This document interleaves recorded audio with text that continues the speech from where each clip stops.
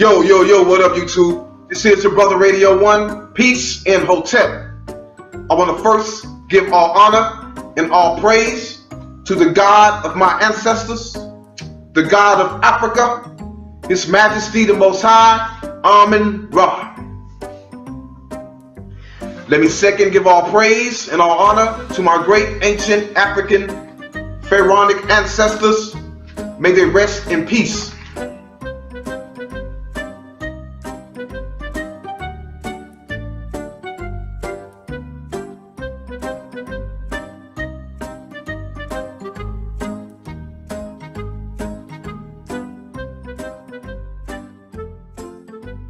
Can you tell us a little bit about how these results are gathered? I know a lot of us were like, okay, how are you determining where we're from? So basically what Ancestry does is they use your DNA sample that you send in once you get this nice little handy box and you spit in the tube, and they cross-reference it with different databases that they have where they've gone around the world and tested populations of people who pretty much are homogeneous to those locations, whether it's in Africa, whether it's in Asia, or whether it's in Europe, and then they match your sample against those populations to determine the number or percentage of DNA or ethnicity that you have that comes from those groups. Okay, Christina, your ancestry is... Hey! Wow, you are 80% African, or from Africa. And there's a little Benin and Togo in there, Cameroon, Congo, Nigeria. You are 18% Oh my European. God, I'm only 3% Irish. Wow. You expected more than that, right? I did. My great-grandmother always told me that our great-grandfather was Irish, and that's where that came from, but she didn't know. Hey, from Europe West, I guess. Nika, can you explain these results to Christina? Sure. So with something Christina just brought up is actually very important. When each child is conceived, it's like shaking dice when it comes to what they inherit from each parent when it comes to the ethnicities or the groups or races that people may identify with. And she mentioned her grandmother saying that her grandfather was Irish. Well, you have to remember, each time a person is born, the lineage from that side gets cut down in half.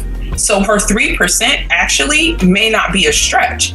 That ancestor may actually be from Ireland or have ancestry from Ireland. It's just that by the time it gets to us, it's been cut down in half and half and half based on each generation. So don't hold out hope that the Irish person is there, because they probably are. Rachel, girl. Rachel. It is your turn. Get in that hot seat. Hey, girl. Drum roll. Rachel, your ancestry is... Wow. You are 66% African and 34% European. And there's Mali in there, Nigeria. Wow. You have a really diverse mix. Rachel, did you see this coming? I did not see this coming. I think I saw most of the bottom half and like 1/3 of the top half coming. So I didn't see the Nigeria coming. Wow, there's some Irish in there, Great Britain. Nika. A little bit of everything. Nika, can you break it down for Rachel? This is an interesting result. Sure. And believe it or not, you all, this is the typical African-American profile that you're looking at. A lot of us want to be what I call a unicorn, a genetic unicorn. We are 100% African. And by virtue of the transatlantic slave trade and just intermixing in, the North America, we are quite a unique group with the ethnicities that we have that are basically that we come from. And so on average, you'll see African Americans usually have between 10 and up to 60 and 70% European DNA.